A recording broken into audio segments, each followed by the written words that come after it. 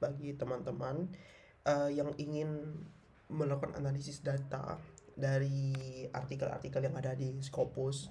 Hal pertama yang teman-teman perlukan adalah pertama teman-teman silakan untuk mengakses masing-masing browser teman-teman. Kemudian silakan teman-teman untuk langsung aja ke scopus.com.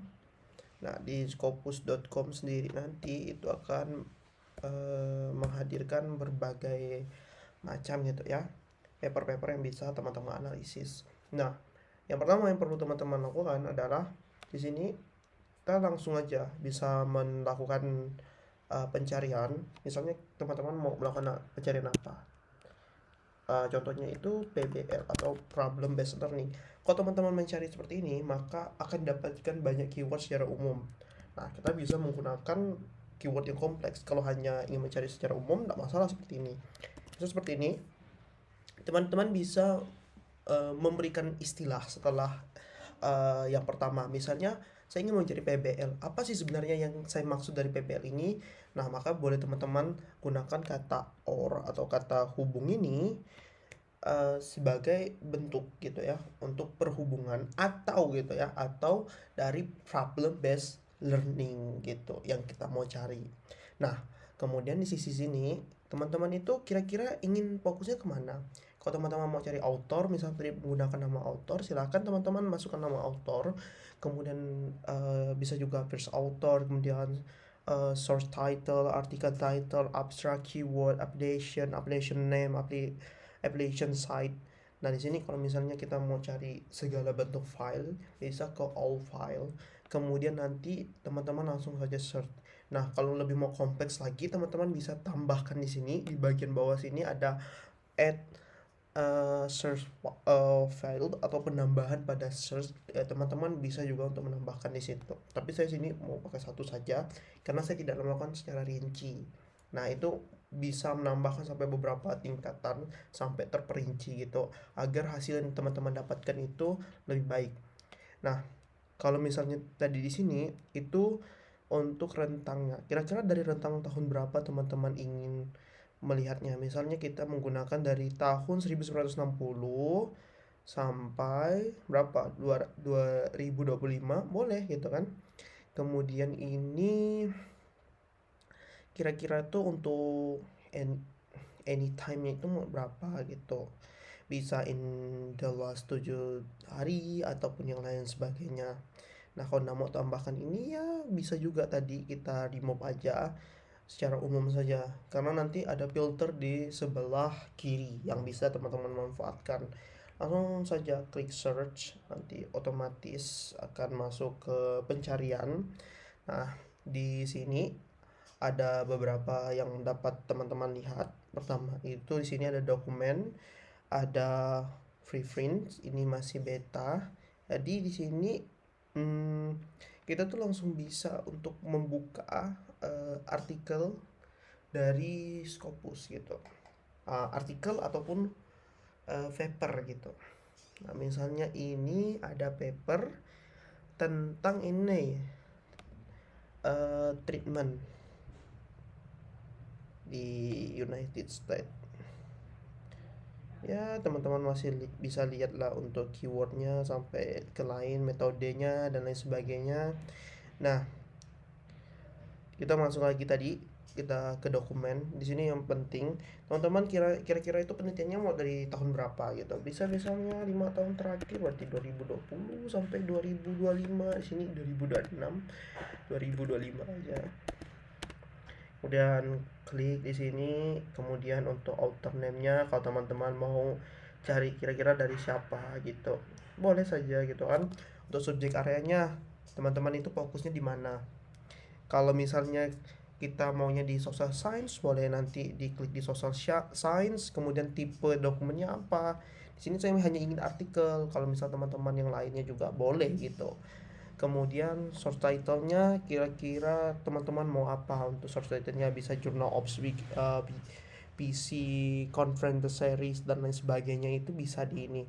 Nah, untuk keywordnya kira-kira apa yang ingin teman-teman lihat gitu. Misalnya PBL, fokusnya pada siswa, sini tinggal ke siswa. Misalnya human gitu kan atau humans.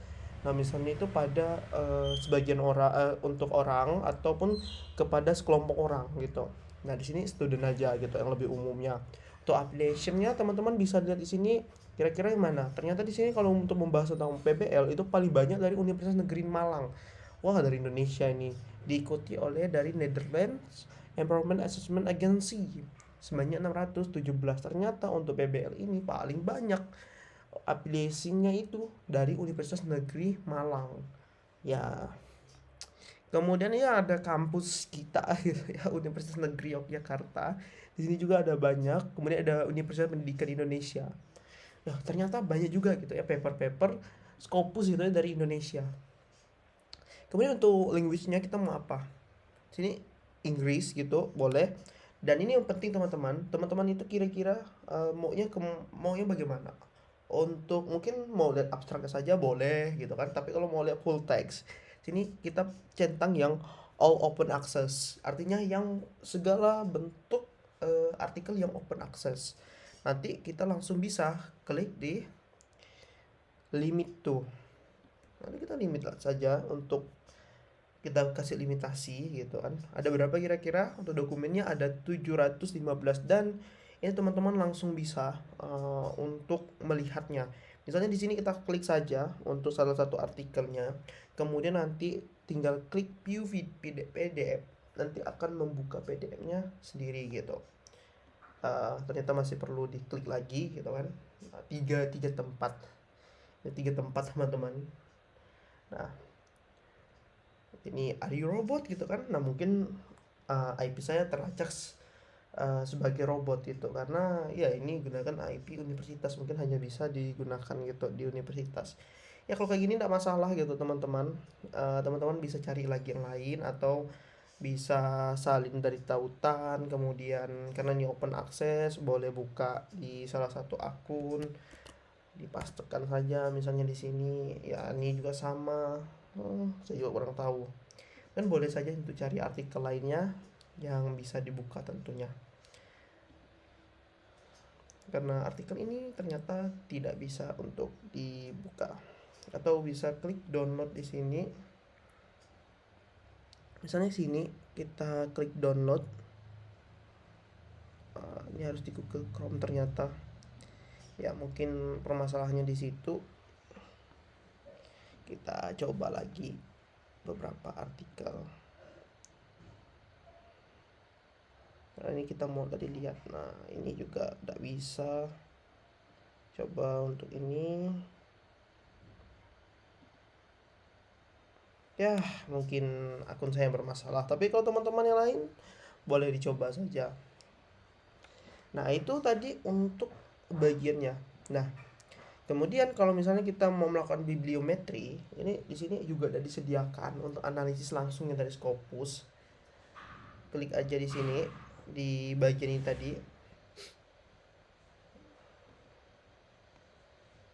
Ya, di sini analyze results. Kemudian nanti ada tentang analisisnya. Kira-kira tahun diurutkan dari tahun 2020 sampai 2025, ada beberapa dokumen di sini.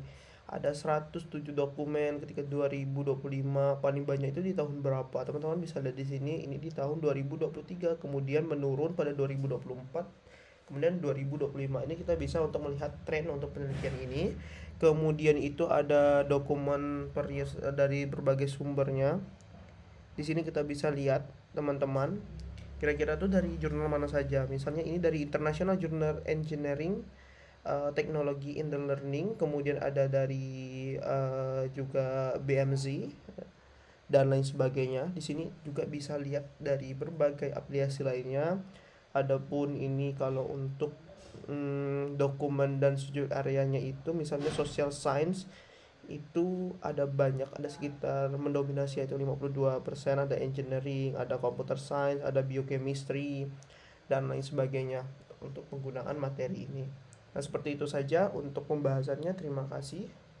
Mungkin bermanfaat bagi teman-teman. Silakan untuk like, share dan komen dari konten ini.